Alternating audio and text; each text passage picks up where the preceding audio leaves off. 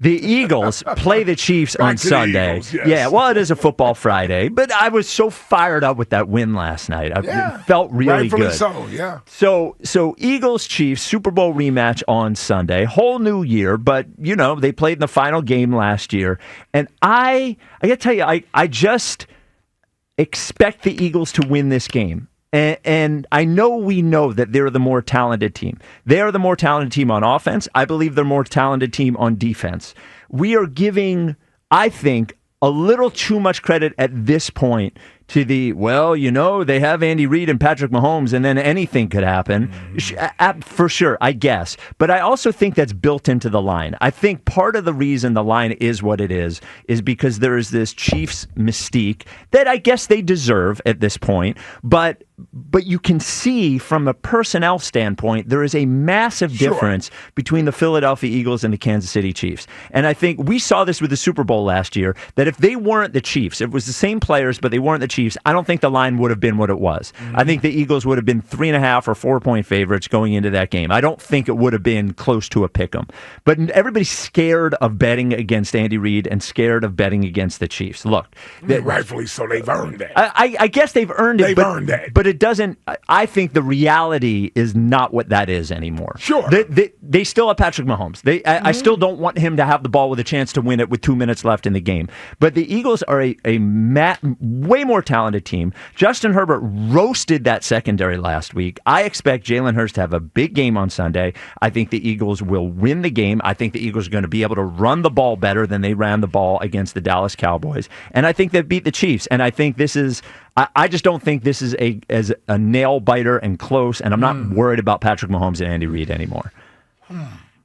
I'll say this. I'm not fully on board with your sentiment, but I understand where it's coming from. I do have that respect for Andy Reid and Patrick Mahomes. I do still have that. And I've been using the wounded dog theory all week in a sense that, you see that wounded dog in the corner. You shouldn't view him as a wounded dog. You should view him as a dangerous dog. A desperate dog. A desperate dog, right? Yep. Backed into a corner with odds stacked against him. I say that to say this. I'm uncomfortable if it's a close game. Yes, I hear you. I think the Chiefs win a close game. I just do. So, in other words, I think if the Eagles play up to their potential, they beat the Chiefs, no problem. 10-point win. But it feels like a 10-point win. If we see a stagnant offense, choppy, 3.5 yards per carry, AJ no targets, I don't think that beats the Kansas City Chiefs. You can get away with that against the Dallas Cowboys at home, lightning delay and all of that, and it was still nip and tuck into a fumble late in that game. I don't think you can get away with that against the Chiefs. So I say this. I believe the Eagles will win as well because I'm expecting them to come out and play better than they did last week. But if they don't and they play that type of game as they did last week, Chiefs win this game. They found a way to win that game late just because that's what Patrick Mahomes does. Close game at home. They found a way to win by a field goal. To me, the Eagles got to go in there and not allow this game to be a fourth quarter close game. I agree with that. 215-592-9494. Do you expect the Eagles to go in there and beat the Chiefs on Sunday? You just hope they do it. I think the two things on offense that give me optimism. One is something that Jordan Mailata kept saying on Monday when we talked to him, the Jordan Mailata show, and then on Tuesday with us, is that he felt the running game last week was one block away. He kept saying that. He said when we went back and we looked at the film, we were a block away from busting big runs. And I think the running game will look better. And I think once the running game looks better, we saw what happened in the Super Bowl, right? And then we saw what happened in the Super Bowl against the Chiefs when the running game when the Chiefs had to account for the running game.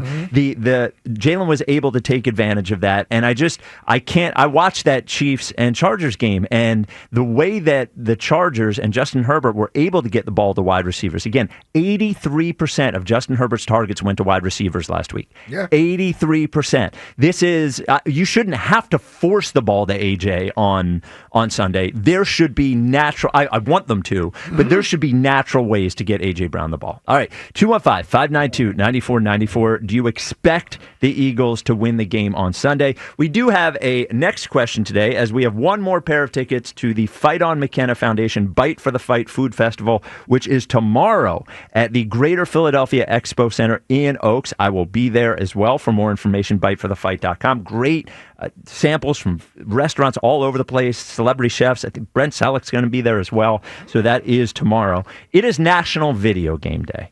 So you will call up with your sports point, and the next question is, favorite video game of all time. So, Jack, would you like to start us off with whatever your millennial video game is that we've never heard of? MVP Baseball 04. Oh, okay. Manny Ramirez on the cover. Which platform did you? Was that a PlayStation? It was. I had it on Xbox 360. Okay. So before Xbox One, there was Xbox 360. Yep. And to me, the best baseball video game of all time. So I'll go MVP Baseball 04. Once baseball video games got complicated, I had to check out. When they were easier, when I was younger, micro league baseball, all that kind of stuff, that was fine. Once it got difficult, MLB. Then it got hard. I couldn't do it anymore. Don't clip that. Ike, favorite video game of all time? So many. Yep. So many. You know what? It may surprise you. I'm not going to go with a sports game. Oh, wow. That is surprising. Yeah, I won't go with a sports game. Although many of those are my favorites. Is it Castle Wolfenstein? No, okay. It's not that. Okay. You know what? Again, there's so many. I'm going to go with Contra. Oh, Contra was a great game. Yes, absolutely. And I had the code to be able to get the extra men. Yes. Right, remember that? Unlimited men. You get 99 men. Yeah, you got 100 guys. So, yep. Yeah, Contra, and then you get the double guy. Contra is one of my favorite ones. There's so many of them, man, but Contra is the one that I remember. When I felt like I finally figured it out and I could get to certain levels. Yep. Yeah, Contra was it. Contra's a great game. Yeah. So my favorite game of all time is the first Mortal Kombat that was in the arcade. Mortal Kombat. Not the home version. So there was a Finish him. Yes, finish him. There were actually two arcades at the Granite Run Mall, but the first one was Aladdin's Castle. And I'll never forget when I got a driver's license, the first thing I did was drive to the mall so I could go and play video games. There was another sports game there that was popular at the time that I won't name in case anyone names it. But I got very, very good at Mortal Kombat. I was a Liu Kang guy, and I was a Scorpion guy. But Mortal Kombat, I think, my favorite game of all time. All right, 215-592-9494. Eagles, Chiefs on Sunday. It is, on some level, a on-the-record Friday. Do you expect the Eagles to win on Sunday? 215-592-9494. And next question, favorite video game of all time